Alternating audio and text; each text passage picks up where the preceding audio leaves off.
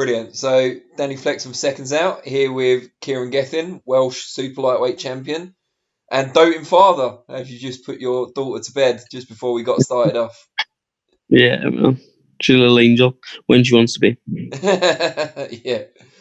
Um, what's going on? Lockdown life, how's it treating you? Is it doing your head in? I'm all right, mate, because I run a construction company, so I'm actually out and about a fair bit, But it's nice having the wife in every night. To be honest, she's not having to work. My house is always spot on, and the food's on the table when I get in. So I'm happy with that, man. You'd like lockdown to last forever. Yeah, I wouldn't mind it, mate. Wouldn't mind it. She's on almost full pay, and I'm cutting about doing the training, still being able to work, so it isn't affecting me too much. Are you having to do a lot of your training at home now?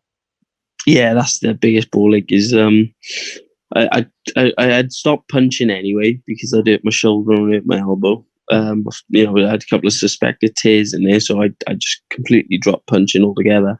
But when it's come to the point now where my knuckles are itching, I want to get on the bags and stuff.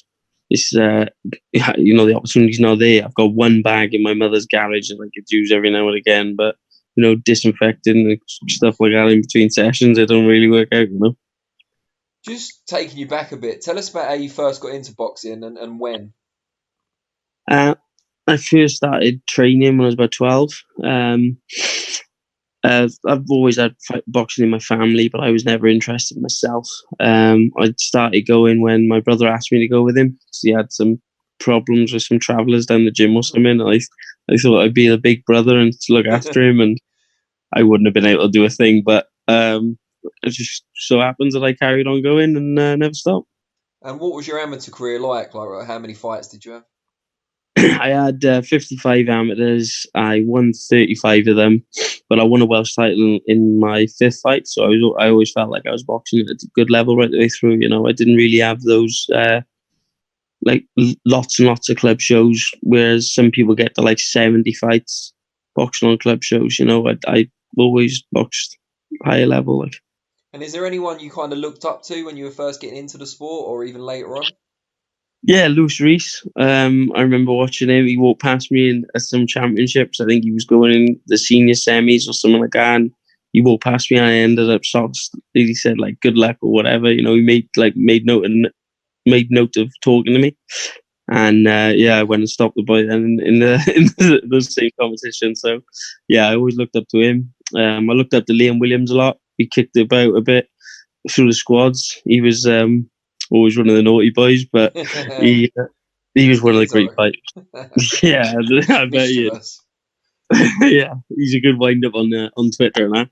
But he stopped loads of boys throughout the amateurs. I think he might hold a record for British title wins or something like that. So yeah, he was someone I looked up to as well and continue to do so. Your first title shot as a pro Welsh title shot came at welterweight, of course. Do you kind of regret that now that it wasn't at your best weight? Yeah, but I also learned a lot from it. I regret it in the sense that if I had been with MTK just before that instead of just after, I probably got the shot on our show and probably got a better decision. And I know he got a knockdown in there, but it was still very tight. And yeah, it does grind me a little bit that I didn't start at my optimal weight, but I didn't know I could do it. Had I not had that loss, I still wouldn't have been a super lightweight now. I don't think I'd have still carried on cutting a welterweight. So it's maybe a little bit of a blessing in disguise. Tell us about your training situation. So where are you normally based, and who's the head man in the corner? Lyndon James is my head coach. I'm at Pontypool Boxing Gym, and I always have been. I've never really been interested in going anywhere else. Although I'd like to maybe have a look at different styles and join different camps, I don't think I'd ever really move to a different coach, And you're quite tall for the weight. You've obviously got technical skills. Does your training team ever kind of get on at you not to get so involved in scraps? Yeah. But, in one ear and out the other by the sounds. No, Lynn's got so much belief in my ability. He really does think I'm top notch, and that helps me as well. It drives me a little bit knowing that he's got that much confidence in me. But it's not so much getting involved in scraps. Is if I was smarter when I got involved in a fight, I think I'd stop a lot more boys because I'd sit on my punches and stuff. And the old thing to say is, if you can hit the pads like that, why can't you hit the opponents like that? And if I had just not rushed so much, I think I'd get the most out of being involved in tight situations. But I think it's a good thing in that I've got another string to my bow. I can do different styles, What did it mean to you when you did win that Welsh title at the second time of asking your natural weight? More relief, to be honest with you, Dan. It was like I'd won a Welsh title in junior level, youth level, senior level, and winning at the pro level was like, all right, I've done that now. I've got my title belt. I'll always have this. And now it's just a case of progressing and doing what I think I can do. You had the MTK Golden Contract fight, of course. Bit bittersweet now. The fact, obviously, it was a draw. You didn't go through, but that's on your record. It's still a draw. But how do you kind of look at it now? I take it as a draw. I'd never take it as a loss because I thought I won the fight. I see how people would have scored it the other way. But for me, boxing is about picking up the points or whatever, and you look at the punch stats, and I threw and landed more than he did throughout the fight. So I see why a judge would score for him, but for me, that's not what boxing's about. It's not about like taking a bunch and landing one or two clean ones, Are there positives to take from it though, not just in the performance, but the fact it was on Sky Sports and people will have seen you? 100%, yeah. I mean, you can only take positives from a bad situation, so otherwise you just end up getting down about yourself, but down about everything. So it was fantastic boxing on Sky. I can't wait to do it again. But getting to meet these characters like McKenna and O'Hara, you see the different dimensions that they bring, and I don't know how organic some of the dramas and stuff feel, but it's like wild being right next to it when it happens, What's the kind of plan MTK have laid out for you going forward? What's the kind of grand master plan? I don't really know, mate. It's hard to say a long-term plan like that when the opportunities aren't coming. I mean, they tried to get me a Commonwealth title eliminator before that we got turned down by. And that was real disappointing. The Celtic title was talked about, but the two opponents for that were Benson and Craig McIntyre, and both of those fights fell through. Oh, and Sean McComb, I was supposed to fight for that because of scheduling. That one didn't happen. So there's no real grandmaster plan that I know of, or nothing that's been shouted about. But I'd like to think that they're going to aim to get me something big in Wales. I'd love to think that. You've got, obviously, when boxing resumes, British and Commonwealth title fight with Akeem Ennis-Brown and Philip Bowes. Presumably not a particularly difficult fight to make against the winner of that. Fucking hope not. This Phil Bowes is a fight that I've wanted for gotta be 12 months. I remember straight after my title defense in June against Woodruff. Straight after that was the fight that I wanted. And Akeem, he's not lost. He's game to fight anybody, full of confidence. And yes, for me, it's a little hard to pick a winner at that one. I'd probably go with Akeem just because of youth, but it wouldn't surprise me if Bowes did make a decision or whatever in that one. And I can't think it's going to be a big, very entertaining contest. They're both two wily southpaws, but if anyone want to play winner stays on, I'm sure the one will maybe be entertaining. Put your 50p on the table, yeah. Yeah, man, yeah. Who's the best fighter you've sparred?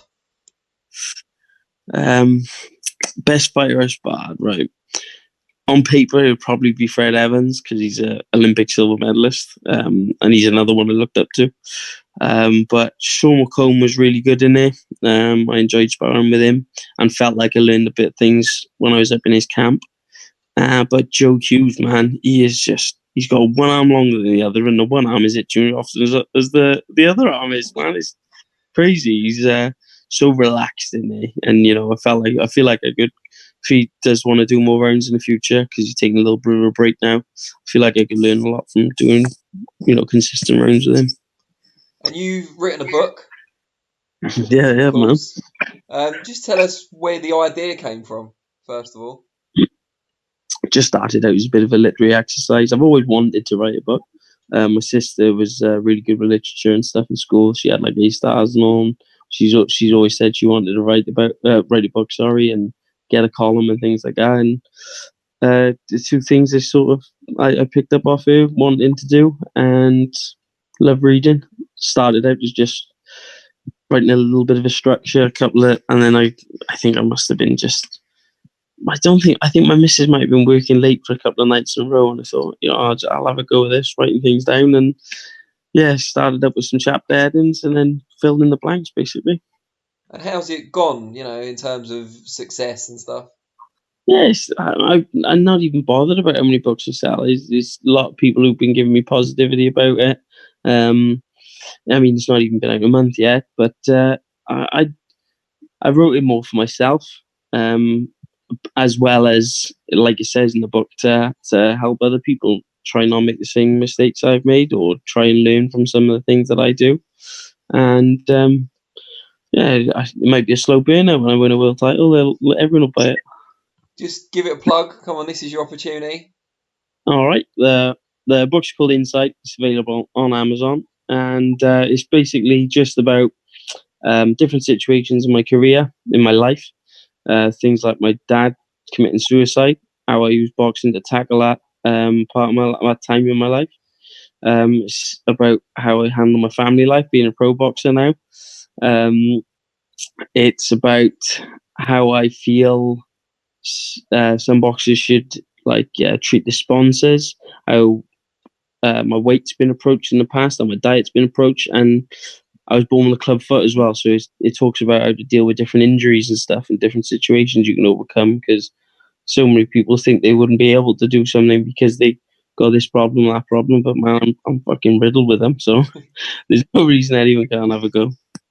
Brilliant. Well, yeah, everyone should go out and buy it from Amazon. I've read it. 100%. I really enjoyed it.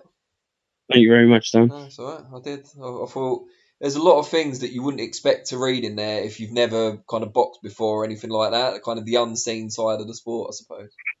Yeah, that's what it's all about. And the book's called Insight. It's to give you an insight, and not just into me, because I know other boxers do these things, but it is an insight into my life. And if you're even remotely interested in boxing, I think it can be an interesting read. The fighter's mentality, basically. Now, I know you love a bit of social media, so this is the time where you can tell people your handles and they can come and find you and enjoy your feed as much as I do. On Twitter, get me on at Kiwi Gething, and at Kieran Gething on Instagram, and I've got an athletes page on Facebook, which is just Kieran Gething Boxer. So why is it Kiwi? I've never asked you. My mum, mate, comes from my mum. Yeah, she's cool. She doesn't even spell Kiwi Kiwi. She spells it Kewi for some fucking weird reason. Fair enough. I Yeah, asked. just one of those weird Scouts things, mate, I think. Brilliant. Well, really appreciate your time, and yeah, good luck when it all gets back to normal, and hope you get that bigger or more senior title shot. Yeah, that's what we want, Dan. We want more belts, man. Brilliant. All right. Well, take care. Really glad we got to do it. Cheers. Stay safe, Dan. And you, mate. Take care.